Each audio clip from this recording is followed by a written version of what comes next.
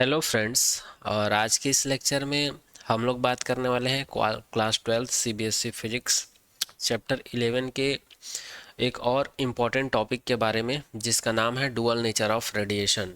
इसके बाद हम लोग देखेंगे डी ब्रोगली हाइपोथेसिस, जो कि आप लोग के सीबीएसई बोर्ड एग्ज़ाम के पॉइंट ऑफ व्यू से बहुत इम्पॉर्टेंट है। ये टॉपिक डी ब्रोगली हाइपोथेसिस, या इसी को डुअल नेचर ऑफ मैटर कहा जाता है। लेकिन इससे पहले हम लोग को जानना पड़ेगा डुअल नेचर ऑफ रेडिएशन, इसका कॉन्सेप्ट क्या है। एग्ज़ाम में यहाँ से क्वेश्चन नहीं आते हैं, आपके एग्ज़ाम में यहाँ से क्वेश्चन बनते हैं, तो इसकी बात करेंगे।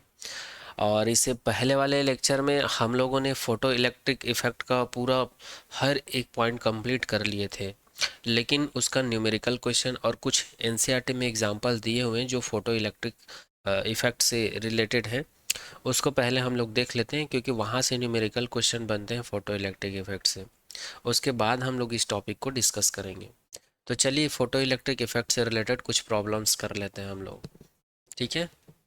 तो सबसे पहले यहाँ पर आप लोग के एनसीईआरटी में एक एग्जाम्पल दिया हुआ है 11.1, इसको सॉल्व कर लेते हैं। तो ये एग्जाम्पल बोलना क्या चाहता है, monochromatic light of frequency 6.0 cross 10 के power 14 hertz is produce by a laser. एक लेज़र है जो कि क्या करता है, एक लाइट प्रोड्यूस करता है। और ये लाइट कैसी होती है, मोनोक्रोमेटिक। मोनोक्रोमेटिक लाइट मतलब एक लाइन में फ्लो करने वाला होता है और इसकी वेवलेंथ कांस्टेंट होती है।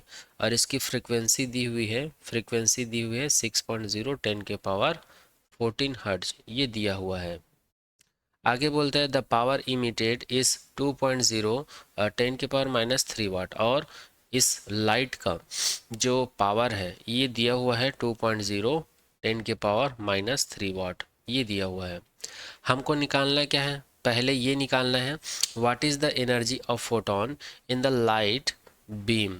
तो सबसे पहले ए, इसमें हम लोग को निकालना है energy of photon, how many photon per second on an average are emitted by the source. और सेकेंड में हम लोग को निकालना है how many photon, photon number of photon निकालना है। और नंबर ऑफ फोटोन उस नंबर ऑफ फोटोन हमको उस फोटोन का निकालना है जो कि पर सेकेंड क्या होता है, इमिट होता है, ठीक है। आई होप ये एग्जांपल समझ में आ गया होगा हम लोग को करना क्या है। तो जैसे कि इस फर्स्ट क्वेश्चन में हम लोग को फोटोन की एनर्जी निकालनी है, और एनर्जी का फोटोन का फार्मूला हम लोग को पता है, E is equals to H nu होता है। और एच यहाँ पर प्लैंक कांस्टेंट होता है, जिसका वैल्यू 6.63 क्रॉस 10 की पावर -34 जूल सेकेंड होता है। और न्यू क्या है यहाँ पर, फ्रिक्वेंसी, और फ्रिक्वेंसी का वैल्यू हम लोग को दे रखा है 6.0 10 के पावर 14 हर्ट्ज दे रखा है। और जब हम लोग इसको सॉल्व करते हैं तो इसको सॉल्व करने के बाद हम लोग को मिल जाता है 3.98 क्रॉस 10 के पावर -90 जूल। तो यही इसका क्या हो जाएगा, आंसर हो जाएगा। तो यहाँ पर फर्स्ट क्वेश्चन यहाँ पर कंप्लीट होता है। आप लोग इसको सॉल्व करके देख लेना, अगर सॉल्व नहीं होगा तो मैं इसको सॉल्व करवा दूंगा, आप लोग कमेंट सेक्शन में कमेंट कर दीजिएगा। वैसे यहाँ पर मल्टीप्लिकेशन करना और 10 की पावर को सॉल्व करना, फिर आप लोग को आंसर मिल जाएगा। चलिए सेकंड क्वेश्चन की बात करते हैं। सेकंड क्वेश्चन में हम लोग को क्या करना है, नंबर ऑफ फोटोन निकालना है जो पर सेकेंड में इमिट हो रहा है, जो एनर्जी उसके लिए, है ना। तो सबसे पहली चीज़ यहाँ पर, if N is the number of photon emitted by the source per second, है ना। तो इसी के लिए नंबर ऑफ फोटोन निकालना है जो पर सेकेंड एनर्जी इमिट हो रही है उसके लिए। The power P transmitted in the beam equal N times the energy per photon E, so that P is equal to N E. अच्छा, हम लोगों को पता है कि जो फोटोन की जो एनर्जी होती है वो कितनी होती है, एन एच न्यू होती है, पता है। और जब हम लोग एक फोटोन की एनर्जी लिखते हैं तो यहाँ पर एन को क्या पुट कर देते हैं, 1, एन इज इक्वल टू 1। अगर एक फोटोन की बात करते हैं तो ये मिल जाता है एच न्यू। और यहाँ पर एच न्यू का वैल्यू हम लोग निकाल चुके हैं, E is equal to H nu 3.98 cross 10 के पावर -19 जूल। मतलब ये एक फोटोन की एनर्जी है। कितनी की एनर्जी है, N is equal to 1 photon की एनर्जी है। यहाँ पर नंबर ऑफ फोटोन को हम लोग कैपिटल एन ले रखे हैं, इसलिए हम लोग इसको कैपिटल एन कंसिडर भी कर सकते हैं, कोई दिक्कत नहीं, कोई दिक्कत नहीं, ठीक है। ये बात आई समझ में। अब यहाँ पर E इज इक्वल टू हम लोग क्या लिखते हैं, एन एच न्यू लिखते हैं, ठीक है, एच न्यू लिखते हैं। तो ये एन एन फोटोन की जो एनर्जी है वो है तो यहाँ पर मैं कंसिडर कर लेता हूँ, यहाँ पर 1 है। पहले फोटोन की एनर्जी क्या है, 1 E है। तो दूसरे फोटोन की एनर्जी क्या होगी, 2 E होगी। तो तीसरे वाले फोटोन की एनर्जी क्या होगी, 3 होगी। इसी प्रकार अगर मेरे पास n फोटोन है तो उसकी एनर्जी कितनी होनी चाहिए, Ne होनी चाहिए। ठीक है, आई होप ये पॉइंट समझ में आ रहा होगा। एक बार और रिपीट कर देता हूँ। अगर मेरे पास एक फोटोन की एनर्जी कितनी है, h न्यू है। इसी को दूसरे तरीके से समझा रहा हूँ। अगर हमारे पास एक फोटोन की एनर्जी इतनी है तो दो फोटोन की एनर्जी कितनी होगी, 2E होगा। क्यों 2E होगा, क्योंकि मैं इसको जब यहाँ पर पुट करूँगा तो मुझे क्या मिल जाएगा, 2H न्यू मिल जाएगा। ठीक है, उसी प्रकार 3 फोटोन की एनर्जी कितनी होनी चाहिए, 3E होनी चाहिए। 3E का मतलब है E का वैल्यू मेरे पास कितना है, H न्यू है। तो यहाँ पर H न्यू रखूँगा तो 3H न्यू हो जाएगा। और इसी वैल्यू को अगर मैं यहाँ पर इस फॉर्मूले में रखूँ तो हम लोग क्या करते हैं, n is equals to 1 photon के लिए 1 पुट करते हैं, 2 फोटोन के लिए 2 पुट करते हैं, 3 फोटोन के लिए 3 पुट करते हैं। तो यहाँ पर E is equals to 2H nu 3H nu ऐसे मिलते जाता है। तो वहीं तो हमको मिल रहा है। तो यहाँ पर मैं डायरेक्टली बोल सकता हूँ कि हमारे पास, मान लेते हैं एक ऐसा सोर्स है जो पर सेकेंड एनर्जी इमिट कर रहा है, और वो जितना एनर्जी इमिट कर रहा है उतना ही हमको क्या मिल रहा है, नंबर ऑफ फोटोन मिल रहा है। तो यहाँ पर n नंबर ऑफ फोटोन की एनर्जी को मैं Ne लिख सकता हूँ। आई होप ये सारा पॉइंट आप सभी को समझ में आ रहा होगा। तो यहाँ पर हम लोग क्या लिख सकते हैं, n नंबर ऑफ फोटोन की एनर्जी को क्या लिख सकते हैं, Ne लिख सकते हैं। और हम लोग को क्या निकालना है, n निकालना है। अब यहाँ पर n is equal to P upon E लिखा है, ये कहाँ से आया है, तो इसको मैं बता देता हूँ। तो चूंकि हम लोग को पावर का फॉर्मूला पता है, W अपॉन क्या होता है, T होता है। ठीक है, मतलब यूनिट टाइम में जो अमाउंट ऑफ वर्क डन होता है उसी को हम लोग पावर कहते हैं। और हम लोग को पता है वर्क जो है एनर्जी के इक्वल होता है। तो इसको मैं E अपॉन टी लिख सकता हूँ। बट यहाँ पर एन फोटोन की एनर्जी की बात हो रही, इसलिए यहाँ पर एन को भी लिखूंगा। तो इसको हम लोग ऐसे लिख सकते हैं। अब यहाँ पर सेकेंड बोला जा रहा है, यहाँ पर सोर्स से पर सेकेंड बोला जा रहा है। तो टी को मैं क्या कर देता हूँ, 1 पुट कर देता हूँ। तो पी इज इक्वल्स टू क्या मिल जाता है, एन ई मिल जाता है। और यही चीज़ यहाँ पर लिखा हुआ है, P is equals to N E. अब हम लोग यहाँ से क्या कर देते हैं, n का वैल्यू हमको निकालना है, इसलिए n को यहीं पर रखते हैं, और e को हम लोग इधर ट्रांसफर कर देते हैं। तो n is equals to P upon E हो जाता है। और P यहाँ पर क्या चीज़ है, पावर है। पावर का वैल्यू हम लोग को क्वेश्चन में दे रखा है, P is equals to 2.0 10⁻³ watt. तो इस वैल्यू को यहाँ पुट कर देंगे। और E का वैल्यू हम लोग निकाल चुके हैं। E क्या चीज़ है, पर फोटोन की एनर्जी है। तो इसका वैल्यू हम लोगों ने निकाल रखा है 3.98 क्रॉस 10⁻19 जूल। तो इस वैल्यू को यहाँ पर पुट करेंगे। और जब हम लोग इसको सॉल्व करेंगे, इन दोनों को सॉल्व करेंगे, तो सॉल्व करने के बाद हमको मिलेगा 5.0 क्रॉस 10⁻15 फोटोन पर सेकेंड। तो इसी को क्या कहा जाता है, नंबर ऑफ फोटोन कहा जाता है, जो कि किसी भी सोर्स से पर यूनिट क्या हो रही, इमिट हो रही है। तो ये क्वेश्चन यहाँ पर कंप्लीट होता है। चलिए आगे बात करते हैं सेकंड एग्जांपल की 11.2। The work function of caesium is 2.10 electron volt. तब हम लोग को फाइंड आउट करना, यहाँ पर एक मटेरियल है हमारे पास सीजियम, जिसका वर्क फंक्शन अर्थात 50 का वैल्यू हम लोग को दिया हुआ है 2.10 इलेक्ट्रॉन वोल्ट। तब हमको फाइंड आउट करना है the threshold frequency of for this caesium. Caesium का हम लोग को थ्रेशोल्ड फ्रीक्वेंसी फाइंड करना है। थ्रेशोल्ड फ्रीक्वेंसी याद करो, पिछले लेक्चर में मैं आप लोग को बताया था न्यू ज़ीरो। न्यू ज़ीरो को कहा जाता है थ्रेशोल्ड फ्रीक्वेंसी या मिनिमम फ्रीक्वेंसी के, मेटल से इलेक्ट्रॉन को इमिट करने के लिए मिनिमम फ्रीक्वेंसी की लाइट्स की ज़रूरत पड़ती है, वो है। तो इसका कैलकुलेशन हम लोग को करना है फर्स्ट क्वेश्चन। सेकेंड क्वेश्चन में क्या करना है, the wavelength of the incident light if the photo current is brought to 0 by a stopping potential. हम लोग को वेवलेंथ कैलकुलेट करना है, किसके लिए, the incident light of photo current. Incident light की वेवलेंथ निकालनी है। ठीक है, जिसके वजह से फोटो करंट को यदि हम लोग ज़ीरो करने के लिए जो स्टॉपिंग पोटेंशियल अप्लाई कर रहे हैं उसका वैल्यू यदि 0.60 है, तब हम लोग को वेवलेंथ निकालनी है। तो चलिए कोशिश करते हैं। तो फर्स्ट क्वेश्चन को सॉल्व करते हैं। फॉर द कट ऑफ और threshold frequency the energy h nu zero of the incident radiation must be equal to work function 50 so that. ये तो ऑलरेडी हम लोग को पता है, जो थ्रेशोल्ड एनर्जी होती है या फंडामेंटल एनर्जी होती है, या फिर इसी को हम लोग वर्क फंक्शन बोलते हैं, ये होता है phi zero is equal to H nu zero. ये ऑलरेडी मैं बता चुका हूँ पिछले लेक्चर में। जो लोग डायरेक्ट इस लेक्चर को देख रहे हैं या जो फर्स्ट टाइम इस लेक्चर को देख रहे हैं, मैं इस लेक्चर के डिस्क्रिप्शन में मैं उसका लिंक डाल दिया हूँ, आप लोग उस लेक्चर को जाकर देख सकते हैं। यहाँ पर निकालना क्या है, न्यू ज़ीरो का वैल्यू निकालना, इसलिए इसको यहीं रखते हैं और इस एज को इधर ट्रांसफ़र कर देते हैं, तो ये फाई ज़ीरो अपॉन एज हो जाता है। अब फाई का वैल्यू हम लोग को क्वेश्चन में दे रखा है 2.14 इलेक्ट्रॉन वोल्ट, उसको रख देते हैं। और एच का वैल्यू ऑलरेडी हम लोग को पता है, ये प्लैंक कांस्टेंट होता है 6.63 क्रॉस 10⁻³ जूल सेकेंड। और जब इसको हम लोग सॉल्व करेंगे तो इसको सॉल्व करने के बाद हम लोग को क्या मिल जाता है, अच्छा यहाँ पर इलेक्ट्रॉन वोल्ट को हम लोग को किस में कन्वर्ट करना है, जूल में। और इलेक्ट्रॉन वोल्ट को जूल में कन्वर्ट करने का तरीका क्या है, ये भी मैं पिछले लेक्चर में बता चुका हूँ, है ना।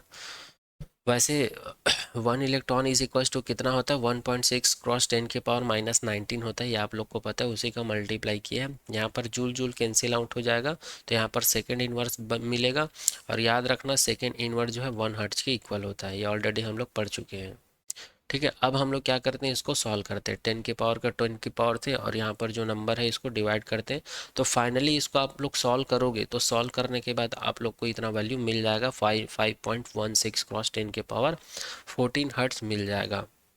तो यही क्या है, थ्रेशोल्ड फ्रिक्वेंसी है, किसके लिए, जो सीजियम मेटल सरफेस है हमारे पास, उसके लिए।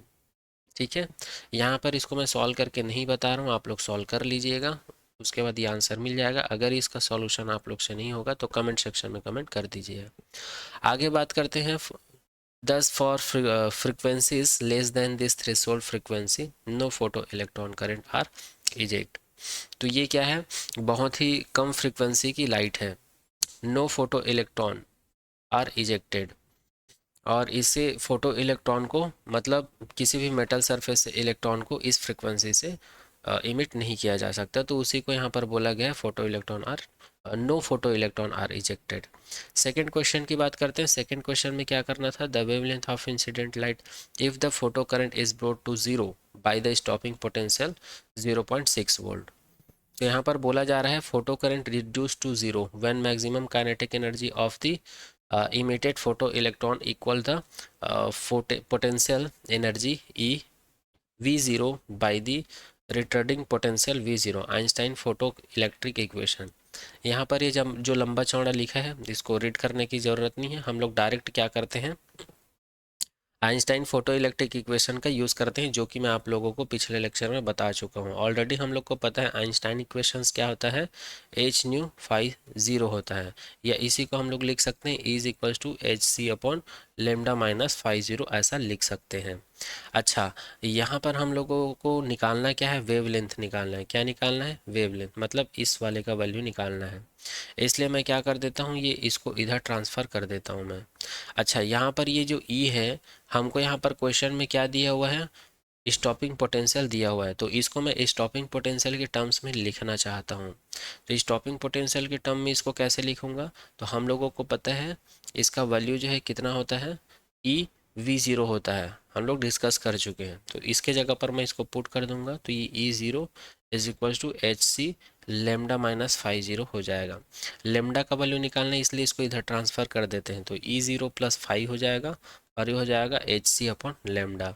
लेमडा का वैल्यू निकालना है, इसलिए इसको इधर ट्रांसफ़र कर देते हैं, तो ये हो जाएगा lambda is equals to H C upon E V0 plus phi हो जाएगा। अब यहाँ पर और यही चीज़ यहाँ पर लिखा हुआ है, देख लो, lambda is equals to H C upon में ई V0 प्लस फाइव। अब यहाँ पर एच का वैल्यू सब्स्टिट्यूट करते हैं, सी का, ई का, V0 का वैल्यू हमको क्वेश्चन में दिया हुआ है, फाइव ज़ीरो का वैल्यू हम लोग अभी अभी कैलकुलेट किए हैं। इन सब वैल्यू को क्या करते हैं, यहाँ पर सब्स्टिट्यूट करते हैं, उसके बाद हम लोग इसको सॉल्व करते हैं। और सॉल्व करने के बाद हम लोग को जो वेवलेंथ का वैल्यू मिलेगा वो मिलेगा 454 नैनोमीटर। ठीक है, इसको फिर से आप लोग सॉल्व कर लीजिएगा। मैं यहाँ पर ये न्यूमेरिकल्स को, कैलकुलेशंस को यहाँ पर एडिशन सब्सट्रैक्शंस के अलावा और मल्टीप्लिकेशंस के अलावा कुछ नहीं है, इसको आप लोग खुद कर सकते हैं। और वैसे भी मैं एग्जाम्पल का और एक्सरसाइज का अलग से लेक्चर सीरीज बनाऊंगा, इसलिए यहाँ पर इसका कैलकुलेशन मैं नहीं करवा रहा हूँ। बट हम लोग पिछले लेक्चर में फोटो इलेक्ट्रिक इफेक्ट टॉपिक कर चुके हैं और वहाँ से न्यूमेरिकल क्वेश्चन पूछा जाता है। तो बस मैं यहाँ पर इस क्वेश्चन को करवा कर यहाँ पर आप लोगों को आइडिया देना चाहता हूँ कि इस प्रकार का क्वेश्चन आपको सॉल्व करना आना चाहिए। ठीक है, तो यहाँ पर वेवलेंथ कितना आ गया, 454 नैनोमीटर आ गया। यही इस क्वेश्चन का आंसर होगा और यही चीज़ हम लोग को कैलकुलेट करना था। चलिए नेक्स्ट क्वेश्चन की बात करते हैं। नेक्स्ट क्वेश्चन है 11.3। ये और बहुत ज़्यादा इजी है, ये थोड़ा सा बड़ा दिख रहा है लेकिन बड़ा है नहीं, ये बहुत इजी है। ठीक है, एक बार कर लेते हैं। The wavelength of light in the visible region is about 319 nanometre for violet colour. ठीक है, हमको विजिबल रीजन क्या होता है, इलेक्ट्रोमैग्नेटिक वेव में ऑलरेडी हम लोग पढ़ चुके हैं। ये एक ऐसा रीजन है जहाँ पर हम लोग को 7 कंपोनेंट्स मिलता है लाइट का, है ना, जिसमें से वायलेट कलर का जो लाइट होता है उसकी वेवलेंथ कितनी होती है, 390 नैनोमीटर होती है। ठीक है, उसी प्रकार अगर हम लोग येलो कलर की लाइट की बात करें तो उसका वेवलेंथ कितना होता है, 550 नैनोमीटर होता है। ठीक है, about 550 nanometre average wavelength yellow और ग्रीन का एवरेज है। येलो और ग्रीन कलर का एवरेज वेवलेंथ कितना है, 550 नैनोमीटर है। उसी प्रकार अगर मैं रेड कलर की बात करूं तो इसका वेवलेंथ कितना है, 760 नैनोमीटर है। तब हमको निकालना क्या है, first what are energy of photon in electron volt at the violet colour और average wavelength yellow green colour और रेड कलर विजिबल स्पेक्ट्रम, और यहाँ पर एच का वैल्यू हमको इतना लेना है और 1 इलेक्ट्रॉन इज इक्वल टू इतना लेना है। तो ये दोनों वैल्यू तो हम लोग को नोन रहता है, वैसे दे दिया है, अच्छी बात है ना। ऐसा एग्जाम में भी कभी कभी क्वेश्चन दे दिया रहता है और कभी कभी नहीं भी दिया रहता है। ये वाला वैल्यू तो दिया ही रहता है, ये आप लोग को अंडरस्टैंडिंग होना चाहिए। तो आई होप क्वेश्चन समझ में आ गया होगा। हमको 3 कलर का लाइट, विजिबल रीजन में 3 कलर का लाइट दिया हुआ है। पहला वायलेट कलर का लाइट दिया हुआ है जिसका वेवलेंथ 319 है, सॉरी 390 नैनोमीटर है। और हमको येलो और ग्रीन कलर का मिक्स दिया हुआ है जिसकी वेवलेंथ को 550 नैनोमीटर यहाँ पर दिया हुआ है, और रेड कलर का इतना। तब हमको निकालना क्या है, सभी लाइट का, सभी कलर्स की लाइट का हमको क्या निकालना है, एनर्जी ऑफ फोटोन निकालना है, वो भी किस में, इलेक्ट्रॉन वोल्ट में। सेकेंड क्वेश्चन क्या बोलता है, from which of the photo sensitive material with work function listed in the table 11.1 table मैं बताऊंगा। वैसे पिछले लेक्चर में बता चुका हूँ इस टेबल के बारे में। वर्क फंक्शन का अलग अलग मटेरियल के लिए मैग्नीट्यूड दिया हुआ था, उसका वैल्यू दिया हुआ था यूजिंग द रिजल्ट। तो यहाँ पर फर्स्ट सेकेंड थर्ड से जो रिजल्ट हम लोग को मिलेगा उससे हम लोग को कंपैरिजन करना है और हम लोग को बताना है, can you build photo electric device that operate with the visible light. और हम लोग को बताना है कि हम लोग उसको विजिबल लाइट में ऑपरेट कर सकते हैं या नहीं, फोटो इलेक्ट्रिक डिवाइस के रूप में या फिर फोटो इलेक्ट्रिक डिवाइस बना सकते हैं या नहीं, ये हम लोग को बताना है। तो चलिए सबसे पहले हम लोग फर्स्ट क्वेश्चन को सॉल्व करते हैं। तो फर्स्ट क्वेश्चन में हम लोग को निकालना है एनर्जी ऑफ फोटोन, और एनर्जी ऑफ फोटोन का फॉर्मूला हम लोग को पता है, is equal to H nu होता है। अब हम लोग को 3 कलर्स का निकालना है। पहले हम लोग को वायलेट कलर का निकालना है। तो हम लोगों को पता है E is equal to H नी को क्या लिख सकते हैं, एच सी अपॉन लेमडा लिख सकते हैं। ठीक है, अब यहाँ पर H और C का वैल्यू तो हम लोग को पता है इतना होता है ना, 6.63 क्रॉस 10⁻34 जूल सेकेंड होता है। और स्पीड ऑफ लाइट भी हम लोग को पता है 3 क्रॉस 10⁸ मीटर पर सेकेंड होता है, अपॉन में लेमडा। और लेमडा का वैल्यू भी हम लोग को दे रखा है, और लेमडा का वैल्यू भी हम लोग को दे रखा है। अच्छा, यहाँ पर ये जनरल फार्मूला है, E is equal to H nu H C upon lambda, और यहाँ पर H और C का वैल्यू हम लोग को पता है। तो इस फार्मूले को हम लोग क्या लिख सकते हैं, E इज इक्वल टू ऐसा लिख सकते हैं, ये जनरल फार्मूला है। ठीक है, अब इस फार्मूले को हम लोग वायलेट कलर के लिए अप्लाई करेंगे। तो हम लोग कंसीडर कर लेते हैं वायलेट कलर का जो लाइट है उसका वेवलेंथ λ1 है, और λ1 का वैल्यू क्वेश्चन में दे रखा है 390 नैनोमीटर लोअर वेवलेंथ इन। अब इस वैल्यू को हम लोग क्या करते हैं, इस वाले इक्वेशन में पुट करते हैं। तो हम लोग को मिल जाता है E1 is equal to 1.989 cross 10⁻⁻25 joule metre. और लेमडा 1, यहाँ पर लेमडा है तो लेमडा का वैल्यू हम लोग को दिया है नैनोमीटर में, नैनोमीटर को मीटर में कन्वर्ट करेंगे क्योंकि ऊपर वाला वैल्यू यहाँ पर मीटर में है, तो इसको मीटर में कन्वर्ट करने के लिए नैनोमीटर को 10⁻⁹ से मल्टीप्लाई करते हैं, तो ये 390 क्रॉस 10⁻⁹ मीटर हो जाएगा। तो E1 इज इक्वल्स टू, जब हम लोग इसको सॉल्व करेंगे तो हमको मिल जाएगा 5.10 क्रॉस 10⁻⁻⁹ मिल जाएगा। ठीक है, अब ये आंसर हमें किस में मिला है, जूल में। क्यों? क्योंकि यहाँ से मीटर और मीटर कट जाएगा तो ये आंसर हमें जूल में मिलेगा।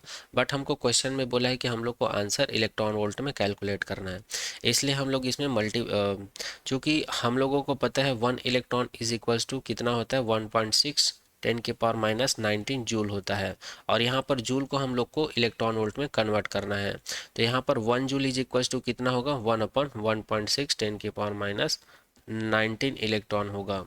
अर्थात यहाँ पर जूल को हम लोग को इलेक्ट्रॉन वोल्ट में कन्वर्ट करने के लिए इसे डिवाइड करना पड़ेगा, किससे, 1.6 10⁻⁹ से। तो ये हमें कितना मिल जाएगा, जूल अपॉन इलेक्ट्रॉन वोल्ट मिल जाएगा। तो यहाँ पर जूल और जूल कैंसिल आउट हो जाएगा और ये किस में कन्वर्ट हो जाएगा, इलेक्ट्रॉन वोल्ट में। और इन दोनों को जब हम लोग सॉल्व करेंगे, यहाँ पर 10⁻⁻⁹ है, यहाँ पर 10⁻⁻⁹, ये कैंसिल आउट हो जाएगा। और जब इन दोनों को हम लोग सॉल्व करेंगे 5.10 और 1.6 को जब हम लोग सॉल्व करेंगे तो हम लोग को कितना मिल जाएगा, 3.19 इलेक्ट्रॉन मिल जाएगा। तो इसको कहा जाता है एनर्जी, किसके लिए, वायलेट कलर का जो लाइट था और उस लाइट में जो फोटोन था उसकी एनर्जी कहा जाता है इसको, तो यही चीज़ निकालना था। इसी प्रकार हम लोग येलो ग्रीन लाइट जिसकी वेवलेंथ कितनी थी, λ2 इज इक्वल टू 550 नैनोमीटर था, इसके लिए भी इसी प्रोसेस से सेम टू सेम हम लोग इसको कैलकुलेट करके निकाल सकते हैं 2.26 इलेक्ट्रॉन वोल्ट। ठीक है, क्योंकि यहाँ पर फिर से इस फॉर्मूले का इस्तेमाल करेंगे, ये यहीं रहेगा सेम ऐसे ही। लेमडा की जगह पर हम लोग को 550 नैनोमीटर रखना है, इस नैनोमीटर को मीटर में कन्वर्ट करने के लिए 10⁻⁹ से मल्टीप्लाई करना है, फिर वहीं इसको सॉल्व करेंगे तो हमको आंसर जूल में मिलेगा, फिर इसको इलेक्ट्रॉन वोल्ट में कन्वर्ट करेंगे तो हम लोग को आंसर 2.26 इलेक्ट्रॉन मिल जाएगा। इसी प्रकार जो रेड वाला लाइट था जिसका वेवलेंथ हम लोग को 760 नैनोमीटर दे रखा था, तो इसके लिए भी हम लोग सिमिलरली इसी प्रोसीजर से इसको भी सॉल्व करेंगे, तो हम लोग को रेड कलर के लिए जो फोटोन की एनर्जी मिलेगी वो कितनी मिल जाएगी, 1.64 इलेक्ट्रॉन वोल्ट मिल जाएगा।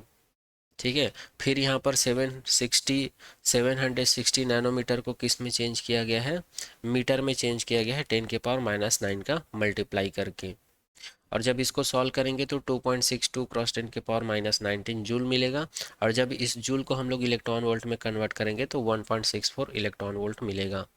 इसको और इस क्वेश्चन को उतना डिटेल में नहीं बताएं क्योंकि ऑलरेडी मैं यहाँ पर एक्सप्लेन कर चुका हूँ, वही चीज़ इसमें भी करना है इन दोनों में। तो यहाँ पर फर्स्ट क्वेश्चन जो है कंप्लीट होता है। फर्स्ट क्वेश्चन में हम लोग को रेड और येलो ग्रीन का एक साथ और रेड कलर, फिर इस प्रकार तीन कंडीशंस में हमको फोटोन की एनर्जी कैलकुलेट करनी थी, जो कि हम लोग कर लिए हैं E1 E2 E3। अब यदि सेकेंड क्वेश्चन की बात करें तो सेकेंड क्वेश्चन किसके ऊपर बेस्ड है, टेबल 11.1। टेबल 11.1 एक बार मैं आप लोगों को दिखा देता हूँ।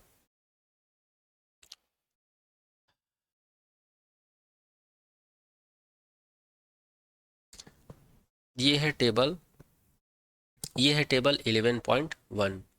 इसको कॉपी करके एक बार वहां पर ले चलते हैं, है ना।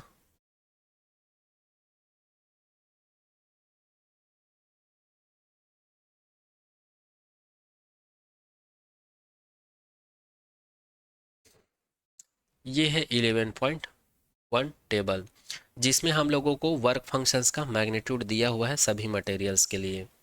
यहीं से इसका आंसर निकलने वाला है, from which of the photo sensitive material with work function listed in the 11.1 table. इसी में से हम लोग को देख के बताना है, इससे कंपैरिजन करके यहाँ पर जो हम लोग को फोटोन एनर्जी मिला है इससे कंपेयर करेंगे किसका, वर्क फंक्शंस का। फिर हम लोग कंपेयर करके बताएंगे कि किस मटेरियल से हम लोग फोटो सेंसिटिव डिवाइस को बिल्ड कर सकते हैं। ठीक है, तो चलिए आगे देखते हैं। For a photo electric device to operate we require incident light energy E to be equal to और greater than the work function. किसी भी मेटल को ऑपरेट करने के लिए, फोटो इलेक्ट्रिक डिवाइस की तरह ऑपरेट करने के लिए हमको किसकी ज़रूरत पड़ती है? इंसिडेंट लाइट की ज़रूरत पड़ती है। और वो इंसिडेंट लाइट की जो एनर्जी है, इंसिडेंट लाइट की जो एनर्जी है, ये या तो ग्रेटर देन होना चाहिए या फिर इक्वल टू होना चाहिए किसकी?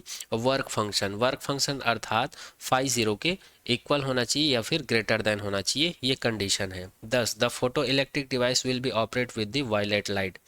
इस प्रकार से हम लोग बोल सकते हैं कि जो वायलेट कलर का जो लाइट है, जिसकी एनर्जी कितनी है? 3.19 इलेक्ट्रॉन वोल्ट है, इसके साथ हम लोग फोटो इलेक्ट्रिक डिवाइस ऑपरेट करा सकते हैं। क्यों? क्योंकि इसकी एनर्जी कितनी है? 3.19 है। और 3.19 है, इसका मतलब क्या है? Photo sensitive material. तो इसमें कौन कौन सा मटेरियल आ जाएगा 3.19 के अंदर में? सोडियम आ जाएगा, जिसकी वर्क फंक्शंस कितनी होती है? 2.75 इलेक्ट्रॉन वोल्ट होता है, जैसे कि आप लोग यहाँ पर देख सकते हैं। पोटेशियम हो सकता है ना, पोटेशियम हो सकता है, और सीजियम भी हो सकता है, जैसे कि आप लोग यहाँ पर देख पा रहे हैं। ठीक है। It will also operate with yellow green light. Yellow green light के लिए हम लोग एनर्जी कितना कैलकुलेट किए थे? 2.26, 2.26, 2.26। It will operate with yellow green light is equal to 2.26 for caesium. ये भी सीजियम के लिए ऑपरेट हो सकता है। ठीक है। और आगे बात करते हैं, ये सीजियम के लिए ही ऑपरेट होगा ओनली, क्योंकि ये 2.26 है, और इसके अप्रॉक्स में कौन है? 2.14 है ना। और ये सभी तो ज़्यादा हो जा रहा है। आगे बात करते हैं, क्योंकि ये लेस देन होना चाहिए ना, ये बड़ा होना चाहिए इससे, ये बड़ा नहीं होना चाहिए। और यहाँ पर तो ये सब बड़ा हो जाएगा ना इससे, तो इससे छोटा कौन है? केवल सीजियम है, बाकी सभी क्या है? ग्रेटर देन है। इसलिए बाकी पॉसिबल नहीं है, केवल सीजियम बस पॉसिबल है।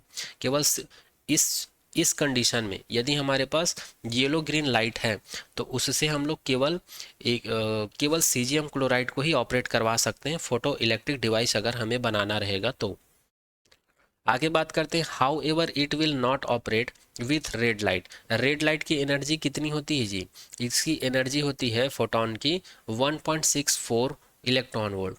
तो यहाँ पर यहाँ पर हम लोग फोटो इलेक्ट्रिक डिवाइस बना ही नहीं सकते, क्योंकि इससे रिलेटेड एक भी मटेरियल हमारे पास नहीं है जो कि इस एनर्जी से मैच हो। ठीक है। क्योंकि वर्क फंक्शंस का वैल्यू क्या है सभी मटेरियल के लिए? 1.64 से ज़्यादा ही है, 1 को छोड़ो 2 से ज़्यादा है। तो यहाँ पर पॉसिबल नहीं है, इस टेबल से आप लोग देख सकते हैं। और वही चीज़ यहाँ पर लिखा हुआ है, it will not operate with red light. Red light के साथ हम लोग किसी भी मटेरियल को ऑपरेट नहीं करा सकते हैं फोटो सेंसिटिव डिवाइस या फोटो इलेक्ट्रिक डिवाइस बनाने के लिए, क्योंकि इसकी एनर्जी क्या है? फोटोन की एनर्जी बहुत कम है। ठीक है। और फोटो इलेक्ट्रिक डिवाइस को ऑपरेट, किसी भी मेटल को फोटो इलेक्ट्रिक डिवाइस की तरह ऑपरेट कराने के लिए हम लोग को क्या एनर्जी चाहिए? जो वर्क फंक्शन होता है या फंडामेंटल एनर्जी होती है, थ्रेशोल्ड एनर्जी होती है, इसके इक्वल चाहिए या फिर इससे ज़्यादा चाहिए हमको, तभी हम लोग बना पाएंगे। इस वजह से आई होप अब ये क्वेश्चन नंबर बी भी आप लोग को समझ में आ गया होगा 11.3 एग्जाम्पल के अंदर में। चलिए आगे बात करते हैं। अब हम लोग बात करते हैं इस चैप्टर के नेक्स्ट टॉपिक के ऊपर, जो कि है डुअल नेचर ऑफ रेडिएशन। तो हम लोगों ने कुछ फिनोमिनन पढ़े हैं, यहाँ पर स्पेलिंग मिस्टेक है, टाइपिंग मिस्टेक है, ये फिनोमिनन है, यहाँ पर ई आएगा, क्योंकि फिनोमिनन का स्पेलिंग ये होता है ना, फिनोमिनन, यहाँ पर ए आएगा। ठीक है। कुछ फिनोमिनन हम लोग पढ़ चुके हैं, जैसे कि इंटरफेरेंस पढ़ चुके हैं, डिफ्रैक्शंस पढ़ चुके हैं। पोलराइजेशन रिलेटेड है इसलिए नहीं पढ़े हैं। वैसे पोलराइजेशंस भी लाइट से रिलेटेड एक फिनोमिनन है, जिसमें हम लोग एक डिवाइस का यूज़ करते हैं, जिसके थ्रू लाइट की इंटेंसिटी को क्या कर देते हैं हम लोग? डिक्रीज कर सकते हैं, है ना। तो वो जो, या उसकी इंटेंसिटी को चेंज कर देते हैं, तो उसी फिनोमिनन को हम लोग पोलराइजेशंस कहते हैं। तो ये सभी घटनाएं जो हैं क्या बोलती हैं? Can be satisfactory explain only on the basis of the wave nature of the light. तो ये जो फिनोमिनन है केवल हमको लाइट की किस नेचर के बारे में बताता है? वेव नेचर के बारे में बताता है। सिमिलरली, इसी प्रकार फिजिक्स में कुछ और फिनोमिनॉन्स भी है, कुछ और फिनोमिनॉन भी हैं, जैसे कि photo electric effect, Compton effect, ऐसे और बहुत सारे फिनोमिनॉन हैं जिसको हम लोग बोलते हैं क्वांटम थ्योरी ऑफ लाइट। और ये हमें लाइट के पार्टिकल नेचर के बारे में बताता है। ठीक है, that's why light radiate has dual nature. और इसलिए हम लोग बोल सकते हैं कि लाइट जो है डुअल नेचर की तरह बिहेव करता है, या इसी को कहा जाता है डुअल नेचर ऑफ रेडिएशन। एक बार और रिपीट कर देता हूँ, डुअल नेचर ऑफ रेडिएशंस क्या होता है। बहुत सारे साइंटिस्ट थे जिन लोगों के द्वारा एक्सपेरिमेंट किया गया था, जैसे कि क्लासिकल मैकेनिक्स या क्लासिकल थ्योरी के दौरान इंटरफेरेंस, डिफ्रैक्शन या पोलराइजेशन जैसे लाइट से रिलेटेड घटनाएं या एक्सपेरिमेंट की गई थी साइंटिस्ट लोगों के द्वारा। और ये सभी घटनाएं जो है केवल वेव नेचर ऑफ लाइट के ऊपर बेस्ड है। यहाँ से पता चलता है कि लाइट जो है वेव की तरह बिहेव करता है। ठीक है, इसी प्रकार क्वांटम मैकेनिक्स में क्वांटम थ्योरी के दौरान भी कुछ एक्सपेरिमेंट किए गए और कुछ घटनाएं घटित हुई, जैसे कि photo electric effect, Compton effect, इसी प्रकार के और इफेक्ट हैं जिसके थ्रू हम लोग को ये पता चला कि लाइट जो है क्वांटम थ्योरी को फॉलो करती है, या लाइट जो है पार्टिकल्स की तरह बिहेव करती हैं।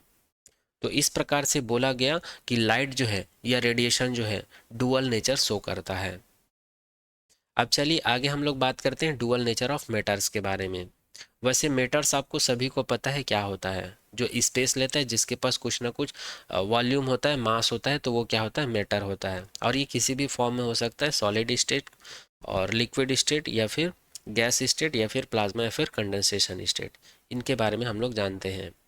डुअल नेचर ऑफ मैटर को डी ब्रॉगली हाइपोथेसिस भी बोलते हैं, क्योंकि मेटर्स क्या करते हैं, मेटर्स के पास जो वेव एसोसिएटेड रहता है, कोई भी मेटर जो होता है, मेटर मतलब जो इलेक्ट्रॉन, प्रोटॉन या फंडामेंटल पार्टिकल से मिलकर बने होते हैं, वो मेटर होते हैं। हालांकि यहाँ पर मैं उसके स्टेट को डिफाइन किया हूँ, अभी यहाँ पर उसके स्टेट से मतलब नहीं है। यहाँ पर मैटर जिससे बना होता है वो फंडामेंटल पार्टिकल से बना होता है, उस पार्टिकल से मतलब है यहाँ पर। तो सभी पार्टिकल्स जैसे कि इलेक्ट्रॉन, प्रोटॉन, न्यूट्रॉन जब मूव करते हैं तो इसके साथ एक वेव एसोसिएटेड रहता है, इसी वेव को डिफाइंड करने के लिए। और जो लाइट होते हैं वो पार्टिकल नेचर शो करते हैं। इन सभी चीज़ को प्रूफ करने के लिए डी ब्रॉगली नाम के एक साइंटिस्ट थे, इन्होंने एक परिकल्पना दी थी। और यहाँ पर हाइपोथेसिस का मतलब ही होता है परिकल्पना। ठीक है, तो यहाँ पर डी ब्रॉगली ने जो इमेजिन किया था, जो थ्योरी डेवलप किया था, जो डेरिवेशंस किया था मैटर्स वेव को डिफाइन करने के लिए, उन्हीं सारी चीज़ों के बारे में यहाँ पर बात करने वाले हैं। तो चलिए स्टार्ट करते हैं।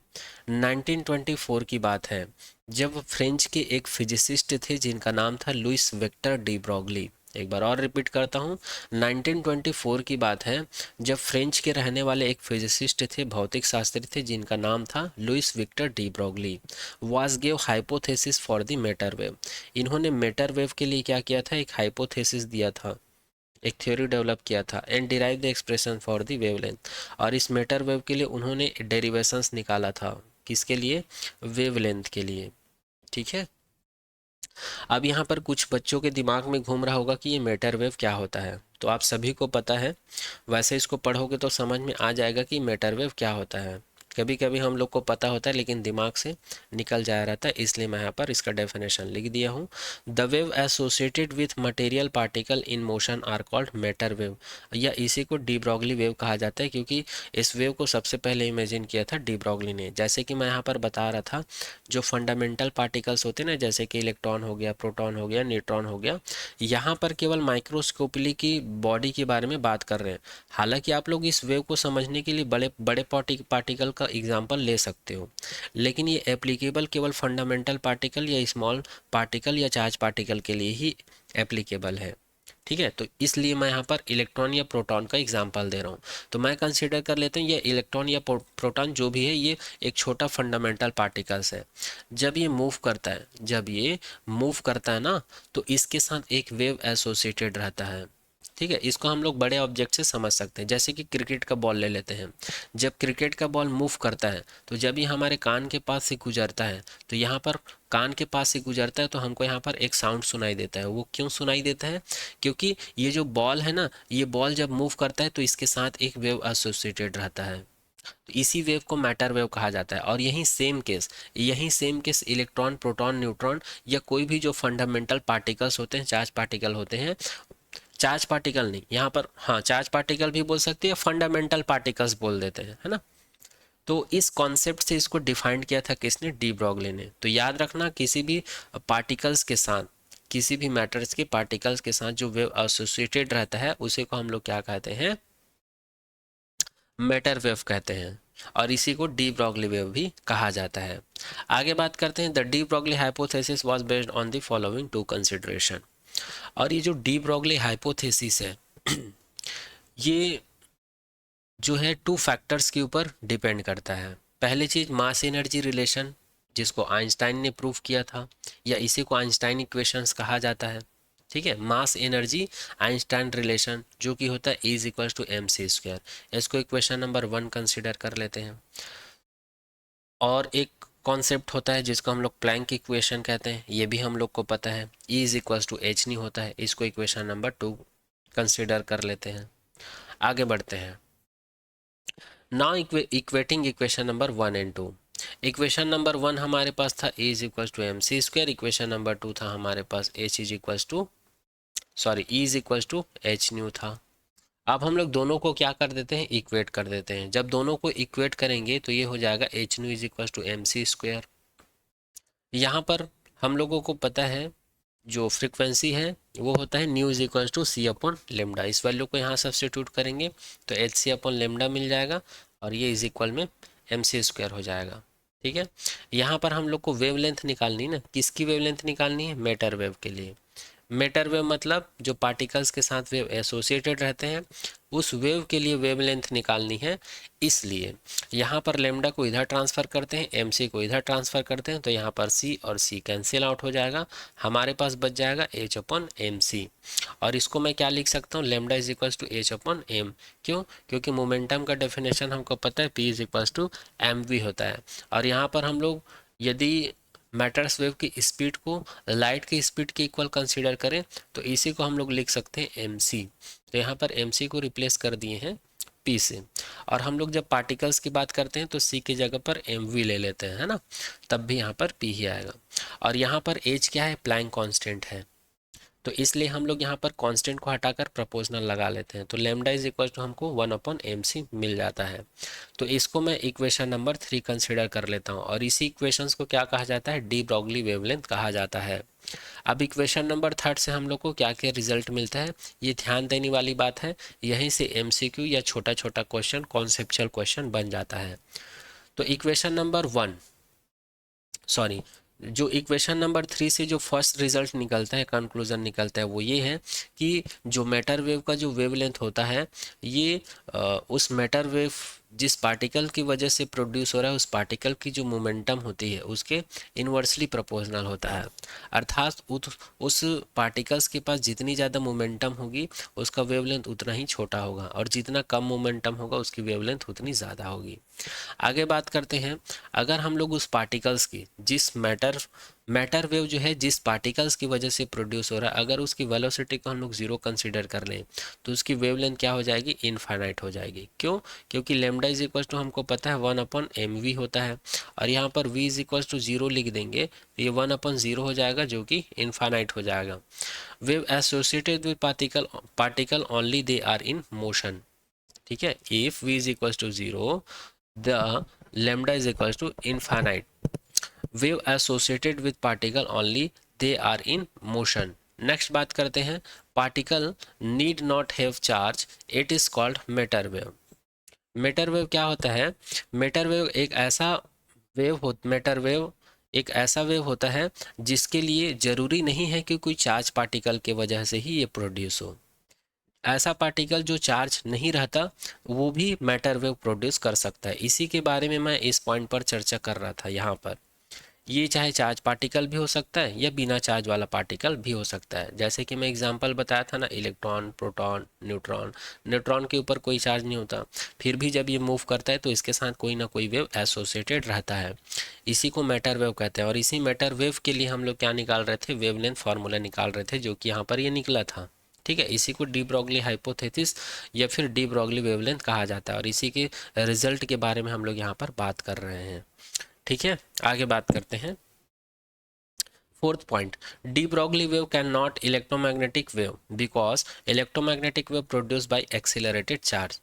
जो डी ब्रॉगली वेव है इसको हम लोग इलेक्ट्रोमैग्नेटिक वेव नहीं हो सकता है। De Broglie wave electromagnetic wave नहीं हो सकता है, क्योंकि इलेक्ट्रोमैग्नेटिक वेव जो है केवल और केवल जो चार्ज पार्टिकल होते हैं उसकी एक्सीलरेशंस के दौरान प्रोड्यूस होता है, जो कि हम लोग ऑलरेडी पढ़ चुके हैं चैप्टर 8 में। ठीक है, आगे बात करते हैं। Wavelength does not depend on the charge और नेचर ऑफ द पार्टिकल। अगर हम लोग इक्वेशन नंबर 3 को ध्यान से देखें तो यहाँ पर लेमडा जो है केवल मोमेंटम के ऊपर डिपेंड करता है या फिर मास ऑफ द बॉडी और उसकी वेलोसिटी के ऊपर डिपेंड करता है, बाकी किसी चीज़ के ऊपर डिपेंड नहीं करता है। इसलिए हम लोग यहाँ पर लिखे हैं lambda does not depend on the charge और nature of the particle. Even particle के नेचर के ऊपर भी डिपेंड नहीं करता है वेवलेंथ। नेक्स्ट पॉइंट के बारे में बात करते हैं। D Broglie wavelength is applicable only microscopic particle like electron, proton, neutron. ये तो मैं पहले ही बता चुका हूँ, जब मैटर वेव का डेफिनेशन बता रहा था कि डी ब्रॉगली वेवलेंथ या हाइपोथेसिस किसके लिए एप्लीकेबल होता है, माइक्रोस्कोपिक पार्टिकल्स के लिए। हालांकि मैटर वेव को समझाने के लिए मैं आप लोगों को जो क्रिकेट बॉल है इसका एग्जाम्पल देके बताया था समझने के लिए।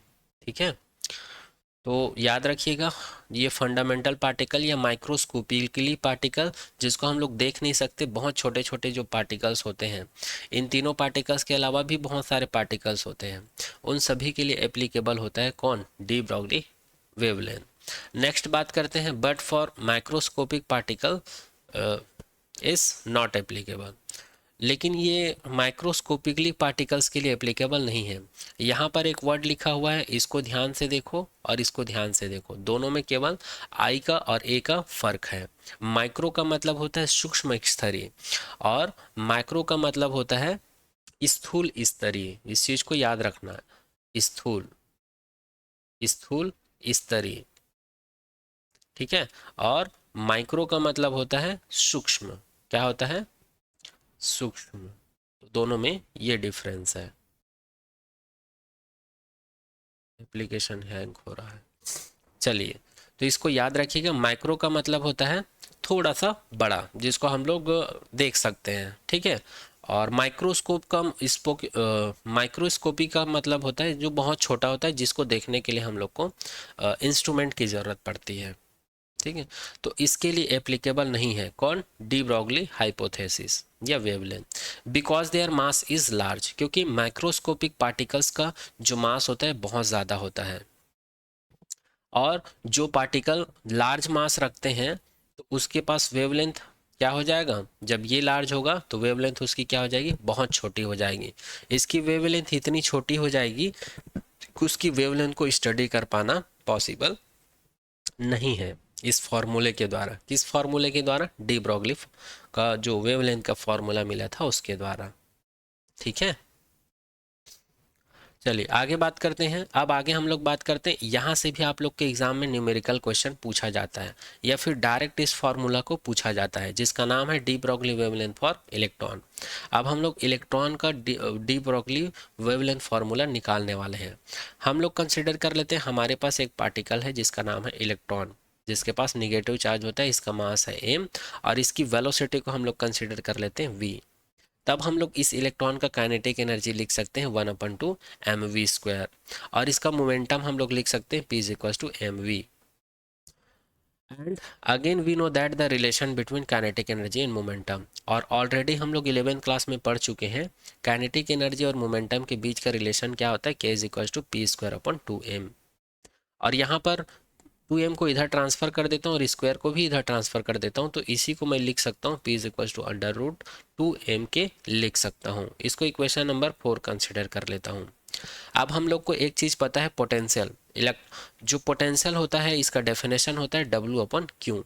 तो इसको मैं क्या लिख सकता हूँ, Q को इधर ट्रांसफर कर देता हूँ तो ये हो जाएगा W is equal to, Q को मैं E से रिप्लेस कर दिया हूँ क्योंकि Q क्या हो जाता है, चार्ज होता है, E भी क्या होता है, चार्ज होता है ना।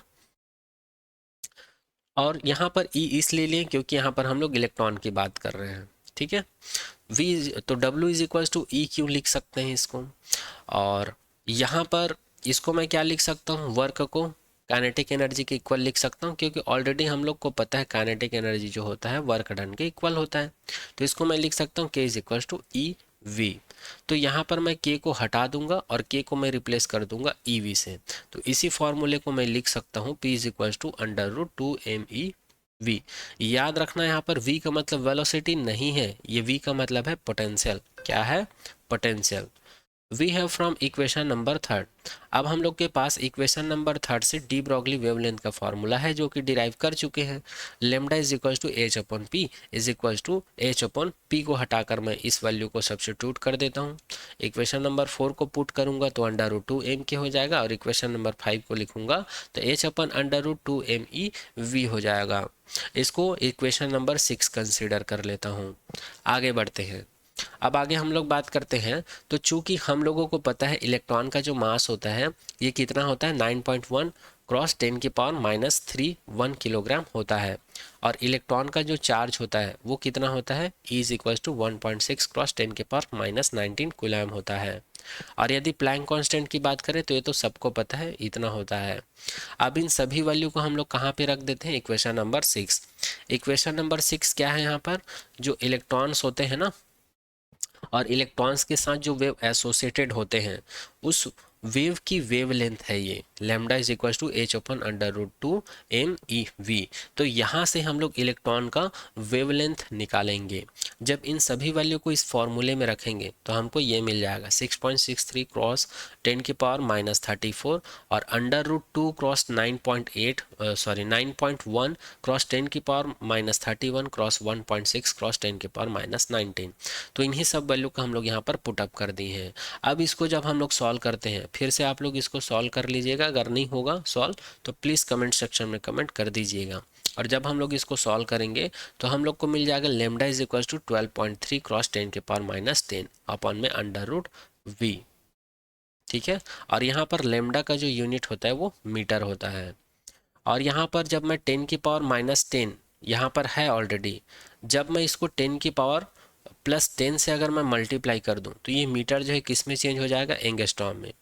क्योंकि ऑलरेडी हम लोग को पता है एंगस्ट्रॉम को मीटर में चेंज करने के लिए 10⁻10 का मल्टीप्लाई करते हैं, तो फिर मीटर को एंगस्ट्रॉम में चेंज करने के लिए 10⁻+10 का मल्टीप्लाई करते हैं। तो यहाँ पर जब हम लोग मीटर को एंगस्ट्रॉम में चेंज करेंगे तो इसी को हम लोग क्या लिख सकते हैं, lambda is equal to 12.3 upon √V लिख सकते हैं। ठीक है। और यहाँ पर ये 12.3 क्या चीज़ है, एक कांस्टेंट वैल्यू है, तो मैं इसको क्या लिख सकता हूँ, lambda proportional to 1 upon √V लिख सकता हूँ। तो यहाँ पर मैं बोल सकता हूँ इलेक्ट्रॉन का जो वेवलेंथ है, इलेक्ट्रॉन के साथ एसोसिएटेड जो वेवलेंथ है उसकी वेवलेंथ जो है उस इलेक्ट्रॉन के पोटेंशियल के अंडर रूट के प्रोपोर्शनल होगा।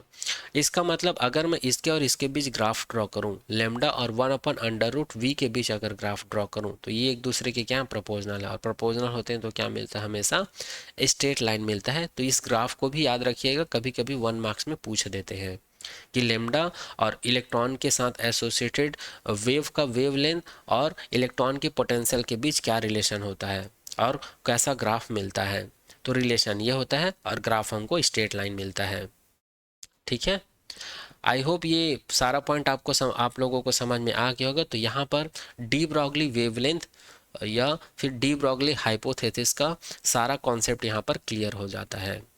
आई होप हर एक पॉइंट आप सभी को समझ में आ गया होगा। फिर भी अगर कुछ डाउट रह जाता है प्लीज़ कमेंट सेक्शन में कमेंट कर दीजिएगा।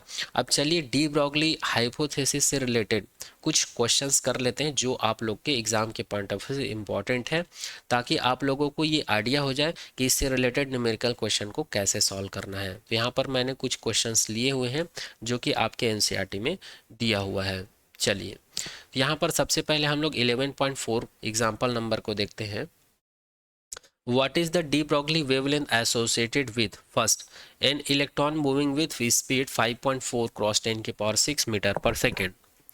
B, a ball of mass 150 gram traveling at 30 meter per second. हम लोग को क्या करना है यहाँ पर? डी ब्रॉगली वेवलेंथ कैलकुलेट करना है. किसके लिए?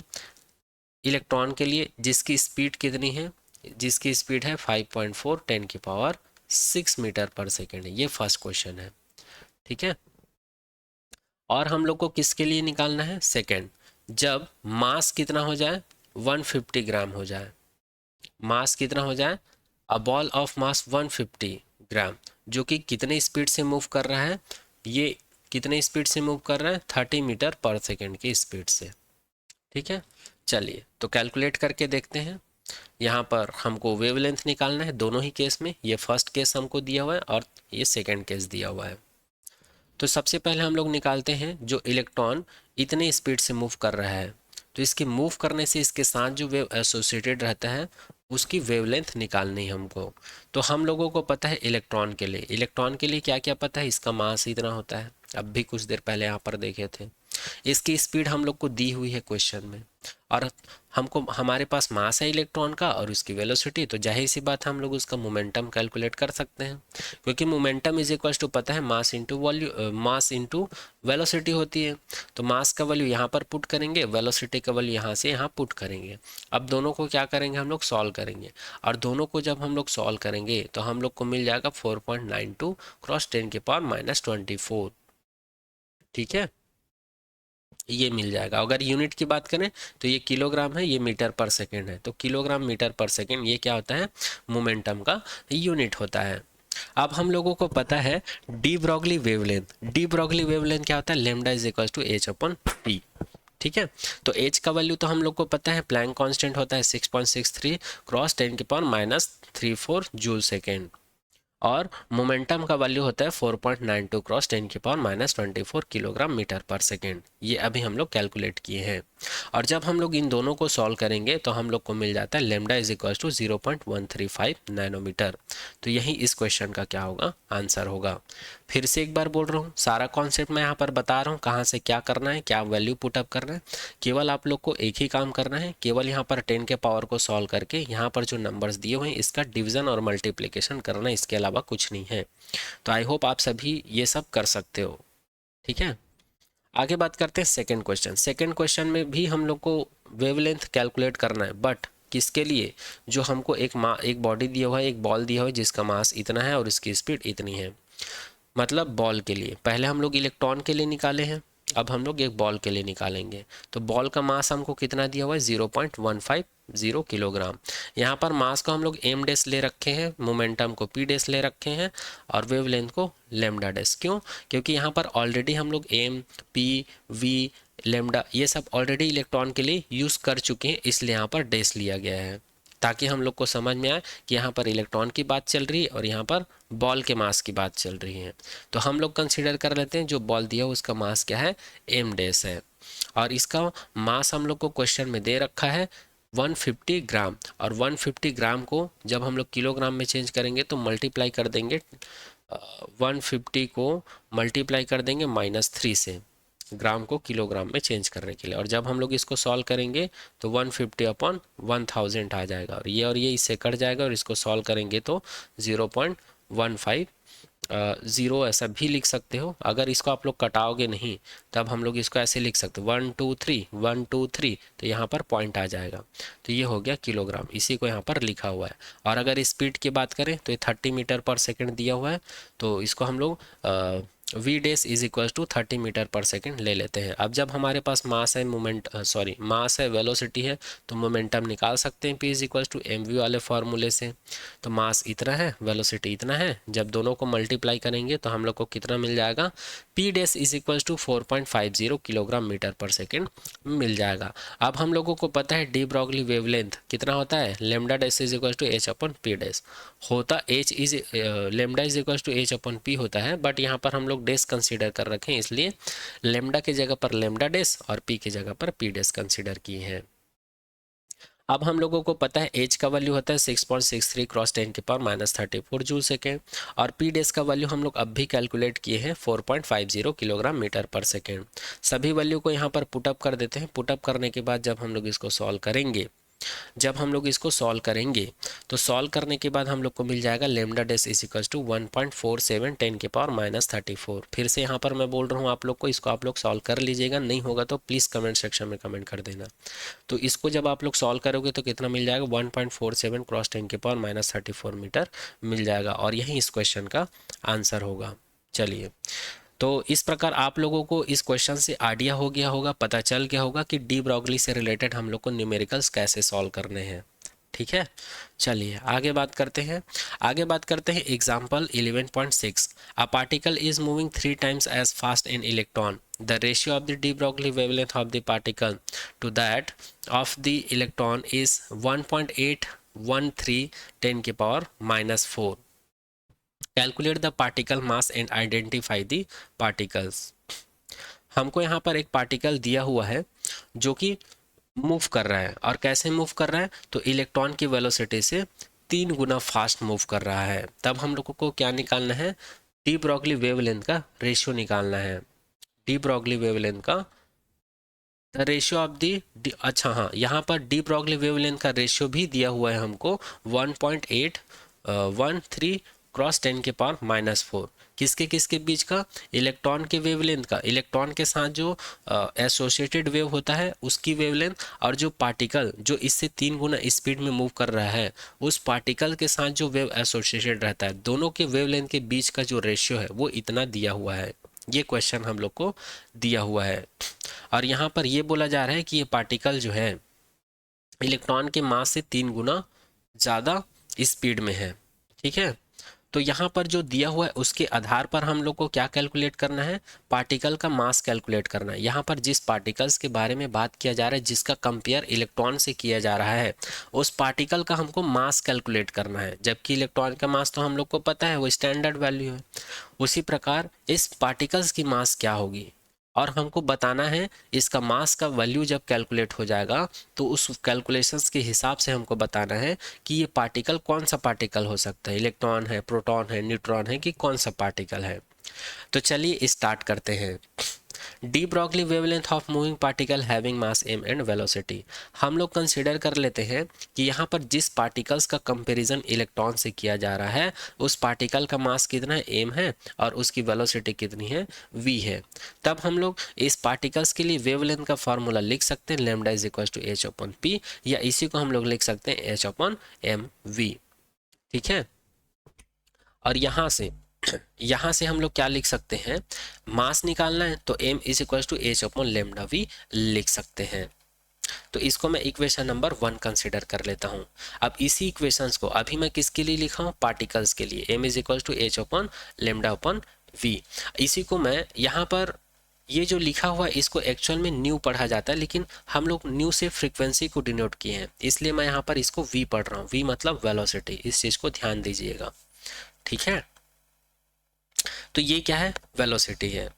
तो यहाँ पर ये इक्वेशन नंबर 1 मिल गया। अब इसी इक्वेशंस को मैं अगर इलेक्ट्रॉन के लिए लिखूं तो मैं m की जगह पर m e लिख देता हूँ, h तो कांस्टेंट है वो ऐसे ही रहेगा, लेमडा को मैं लेमडा e लिख देता हूँ, और वेलोसिटी को मैं वेलोसिटी e लिख देता हूँ, ताकि मुझे समझ में आ जाए ये पार्टिकल है और ये इलेक्ट्रॉन के लिए है। अब हम लोग क्या कर देते हैं, अब हम लोग को क्वेश्चन में दे रखा है, क्वेश्चन में क्या दे रखा है कि जिस पार्टिकल्स की हम लोग बात कर रहे हैं उसकी वेलोसिटी जो है इलेक्ट्रॉन की वेलोसिटी से 3 गुना होता है, और इलेक्ट्रॉन की वेलोसिटी को हम लोग वी कंसीडर कर चुके हैं, और ये 3 गुना होता है किससे, पार्टिकल की वेलोसिटी इलेक्ट्रॉन की वेलोसिटी का 3 गुना। तो इसको मैं ऐसे लिख सकता हूँ अकॉर्डिंग टू क्वेश्चन, यहाँ पर 3 टाइम्स बोला है, 3 टाइम्स मतलब 3 गुना ज़्यादा होगा, और इसी को मैं लिख सकता हूँ v/ve इज इक्वल टू 3, और वही चीज़ यहाँ पर लिखा हुआ है, now we have v/ve is equal to 3। इसी प्रकार हम लोग को वेवलेंथ का रेशियो भी दे रखा है। वेवलेंथ का रेशियो अर्थात अगर पार्टिकल्स की वेवलेंथ कितनी है, लेमडा है, और इलेक्ट्रॉन की वेवलेंथ कितनी है, लेमडा e है, तो दोनों का रेशियो कितना दे रखा है, 1.813 क्रॉस 10 के पावर -4, जो कि यहाँ पर लिखा हुआ है। अब यहाँ पर हम लोग क्या करते हैं, ये इक्वेशन नंबर 1 है, इक्वेशन नंबर 2 है, दोनों को डिवाइड कर देते हैं। दोनों को डिवाइड करने के बाद हम लोग को क्या मिलेगा, इक्वेशन नंबर 1 और 2 को डिवाइड करने पर इक्वेशन नंबर 1 है लेफ्ट साइड m और इसका लेफ्ट साइड है एम ई, और इक्वेशन नंबर 1 का राइट हैंड साइड क्या है, h अपॉन लेमडा v, और इक्वेशन नंबर 2 का राइट साइड क्या है, h अपॉन लेमडा e, और ये वी ई। यहाँ पर h और h कैंसिल आउट हो जाएगा, तो फिर इसको हम लोग कैसे लिख सकते हैं, यहाँ पर m upon M E is equal to ये है 1 अपॉन लेमडा v, ठीक है, और ये ऊपर चला जाएगा तो इसको मैं लिख सकता हूँ लेमडा ई वी ई, ठीक है। या इसी को अरेंज करके मैं क्या लिख सकता हूँ, इसी को अरेंज करके मैं लिख सकता हूँ m upon M E is equals to lambda E V E upon lambda v, या इसी को मैं लिख सकता हूँ लेमडा ई अपॉन लेमडा, और इसको लिख सकता हूँ वी ई अपॉन v, और इस एम ई को इधर ट्रांसफर कर देता हूँ क्योंकि ये पार्टिकल का मास है, यही तो हमको कैलकुलेट करना है। तो इसको मैं लिख सकता हूँ m is equal to M E को इधर ट्रांसफर करूँगा तो ये m lambda E upon lambda, और ये हो जाएगा वी ई अपॉन v हो जाएगा। और यही चीज़ यहाँ पर लिखा हुआ है, आप लोग देख सकते हो, यही चीज़ यहाँ पर लिखा हुआ है, और ये कैसे आया है इसी को मैं आप लोगों को सॉल्व करके बताया हूँ। अब यहाँ पर हम लोग क्या करेंगे, इसका वैल्यू हम लोगों को दे रखा है क्वेश्चन में, इसका वैल्यू हम लोग को दे रखा है क्वेश्चन में, इन दोनों वैल्यू को पुट अप कर देंगे तो हम लोग को क्या मिल जाएगा, और एम ई का वैल्यू हम लोगों को पता है मास ऑफ इलेक्ट्रॉन, तो मास ऑफ इलेक्ट्रॉन हम लोग को पता है 9.11 क्रॉस 10 के पावर -31 होता है, और लेमडा ई अपन लेमडा का वैल्यू हम लोग को दे रखा है 1.813 क्रॉस 10 के पावर -4, और वी ई अपन वी का वैल्यू हम लोग को दे रखा है 1, ठीक है। अच्छा, यहाँ पर हम लोग को लेमडा अपन लेमडा ई का वैल्यू दे रखा है इतना, तो यहाँ पर क्या है लेमडा ई अपन लेमडा है, तो इसको हम लोग चेंज करेंगे, डिनोमिनेटर को नॉमिनेटर में ले जाएंगे और नॉमिनेटर को डिनोमिनेटर में, तो ये लेमडा ई अपन लेमडा हो जाएगा, और ये भी 1 अपन 1.813 क्रॉस 10 के पावर -4 हो जाएगा, इसीलिए यहाँ पर 1 अपन 1.813 क्रॉस 10 के पावर -4 लिखा हुआ है, इस चीज़ को ध्यान दीजिएगा आप लोग। और यहाँ पर वी ई अपन वी, इसका वैल्यू कितना है, यहाँ पर v अपन वी ई दिया हुआ है, जबकि यहाँ पर क्या है वी ई अपन वी है, तो इसको भी हम लोग वहीं करेंगे, नॉमिनेटर को डिनोमिनेटर में, सॉरी नॉमिनेटर को डिनोमिनेटर में और डिनोमिनेटर को नॉमिनेटर में ले जाएंगे, तो इसका भी वैल्यू क्या हो जाएगा V E upon V is equal to 1/3 हो जाएगा, इसीलिए यहाँ पर 1/3 लिखा हुआ है, ध्यान से देखिए।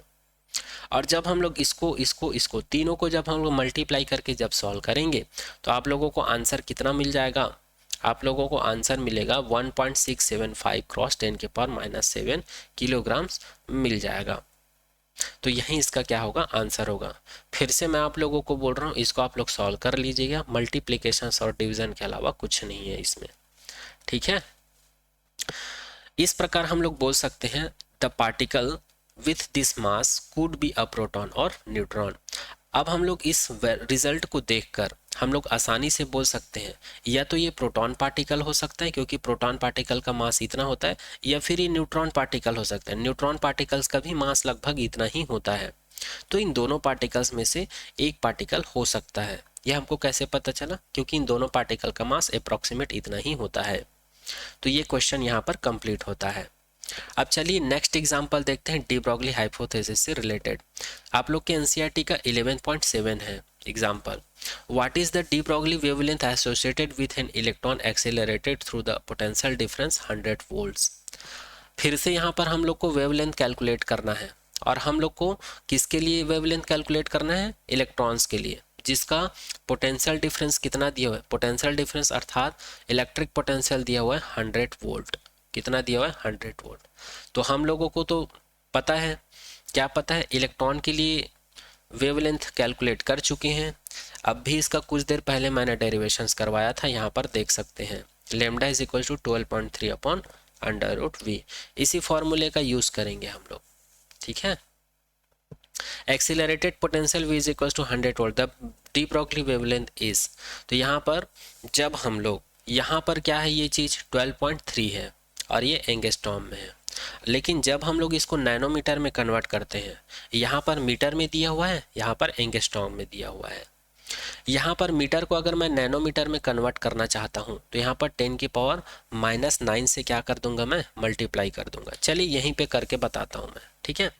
ये फॉर्मूला यहाँ पर क्यों लिया गया है, lambda is equal to H upon P 1.227 upon under root V nanometre. तो ये फॉर्मूला कहाँ से आया, चूँकि हम लोग इलेक्ट्रॉन के लिए हम लोग डिराइव किए थे 12.3 10 के पावर में -10 अपॉन में अंडर रूट वी, और ये मीटर में डिराइव किए थे। इसी को अगर मैं नैनोमीटर में लिखूं तो ये क्या हो जाएगा, 12.3 10 की पावर -10। नैनोमीटर के लिए मैं क्या करूंगा, 10 की पावर +9 का मल्टीप्लाई करूंगा मैं। और अगर नैनोमीटर को मीटर में कन्वर्ट करना रहता तो 10 के पावर -9 से मल्टीप्लाई किया रहता मैं। अब यहाँ पर अगर मैं इसको सॉल्व करूँ, ये 1 अपॉन में क्या है, अंडर रूट वी है, इस चीज़ को ध्यान रखिएगा। अब यहाँ पर 10 की पावर +9 है, 10 की पावर -9 है, तो यहाँ पर 10 की पावर में -1 आ जाएगा, और 10 की पावर -1 को अगर हम लोग नीचे करके लिखें तो ये 12.3 अपॉन 10 की पावर -1 मतलब अपॉन में 10 आ जाएगा और अंडर रूट वी। और इसको जब हम लोग सॉल्व करेंगे,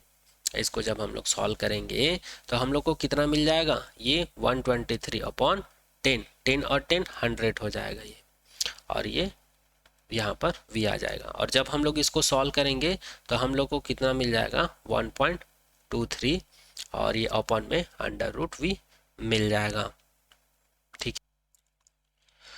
तो यहाँ पर हम लोग को लेमडा का वैल्यू कितना मिल जाएगा इलेक्ट्रॉन के लिए, 1.23 अंडर रूट अपॉन में अंडर रूट वी मिल गया है। तो इस फाइनल वैल्यू को मैं यहाँ पर लिख देता हूँ, 1.23 अंडर रूट वी। अब यहाँ पर क्या लिया हुआ है, 1.227 लिया हुआ है, तो आप लोग इससे घबराना नहीं है, इसको आप लोग 1.23 ही लेकर बना सकते हो, तब भी आप लोग को आंसर कितना मिलेगा, इतना ही मिलेगा। अब हम लोग क्या करते हैं, चलो मैं 1.23 से ही इसको सॉल्व करके बता देता हूँ। लेमडा का वैल्यू इतना है, हम लोग को इलेक्ट्रॉन के लिए पोटेंशियल का वैल्यू दे रखा है 100 वोल्ट, तो यहाँ पर लेमडा इज इक्वल टू मैं क्या कर देता हूँ, 1.23 है, वी की जगह पर क्या पुट कर देता हूँ, 100, और 100 को हम लोग क्या लिख सकते हैं, ये 1.23 है, 100 को मैं क्या लिख सकता हूँ, 10 की पावर में 2 लिख सकता हूँ, तो ये अंडर रूट और 2 कैंसिल आउट हो जाएगा, तो हमको कितना मिल जाएगा, 1.23 अपॉन 10 मिल जाएगा, है ना। यहाँ पर इसको इरेज कर देता हूँ, इसके बाद बताता हूँ। चलिए आगे देखते हैं। अब आगे यहाँ पर हम लोग को लेमडा का वैल्यू कितना मिल गया था जी, 1.23 अपॉन 100, तो इसको मैं क्या लिख सकता हूँ, 123 अपॉन, यहाँ पर इसको ये 10 पहले से था, और यहाँ पर अगर मैं पॉइंट को हटाऊँ तो इसको मैं क्या लिख सकता हूँ, अपॉन में 100, और जब इसको मैं सॉल्व करूं तो 123 अपॉन क्या लिख सकता हूं, 123, और जब इसको और सॉल्व करूं तो क्या हो जाएगा, 123 यहाँ पर पॉइंट आ जाएगा, तो इसको मैं लिख सकता हूं 0.123, और ये आंसर हम लोग किस में ला रहे हैं, नैनोमीटर में ला रहे हैं, क्योंकि यहाँ पर हम लोग क्या किए, नैनोमीटर में कन्वर्ट किए थे, तो ये नैनोमीटर में आंसर आपका आ जाएगा। और इसको अगर हम लोग मीटर में कन्वर्ट करेंगे तो हम लोग क्या करेंगे, इसको लिख सकते हैं 0.123 क्रॉस 10 के पावर -9 मीटर हो जाएगा, ठीक है। तो ये इसका आंसर हो जाएगा। तो आप लोग एक काम करना, यहाँ पर आप लोग के एनसीईआरटी बुक में जो 1.227 लिया हुआ है, तो 227 नहीं लेना है, ये कितना है, 1.23 है। क्यों, क्योंकि ऑलरेडी हम लोग इसको कैलकुलेट करके लाए हैं, वैल्यू कितना होता है, 12.3 होता है, और इसको सॉल्व करने पर ये वैल्यू आया है, ठीक है। तो आप लोग यहाँ पर कंफ्यूज मत होना है, इसको स्किप करके आप लोग को कौन सा वैल्यू लेना है, ये वाला वैल्यू लेना है 1.23, ठीक है। आई होप ये क्वेश्चन भी आप लोगों को समझ में आ गया होगा। और यहाँ पर आंसर कितना है, final answer 0.123 nanometre. The de Broglie wavelength associated with an electron in this case is of the order of X-ray wavelength। और हम लोग चैप्टर 8 में इलेक्ट्रोमैग्नेटिक वेव में एक्सरे के बारे में पढ़े थे, और हम लोगों ने एक्सरे का वेवलेंथ का रेंज भी देखा था, उसका रेंज लगभग 0.13 नैनोमीटर के आसपास ही होता था। इसलिए हम लोग बोल सकते हैं कि यहाँ पर इलेक्ट्रॉन की वजह से जो वेवलेंथ हम लोग निकाले हैं, ये वेवलेंथ कितना है, 0.123 नैनोमीटर है, जो कि कौन से केस में मिलता है, एक्सरे के ऑर्डर का वेवलेंथ है, ठीक है। तो ये क्वेश्चन अब यहाँ पर पूरी तरह से कंप्लीट होता है। तो आई होप ये क्वेश्चन भी आप लोगों को समझ में आया होगा। और इस प्रकार आप लोगों का जो चैप्टर 11 है, इसका जो थ्योरी पोर्शन है, ये पूरी तरह से कंप्लीट होता है और इस प्रकार से ये चैप्टर भी पूरा कंप्लीट हो जाता है। ठीक है, तो मिलते हैं आने वाले नेक्स्ट लेक्चर में एक नए टॉपिक के साथ। आज के लेक्चर में यहीं तक। Thank you so much to all.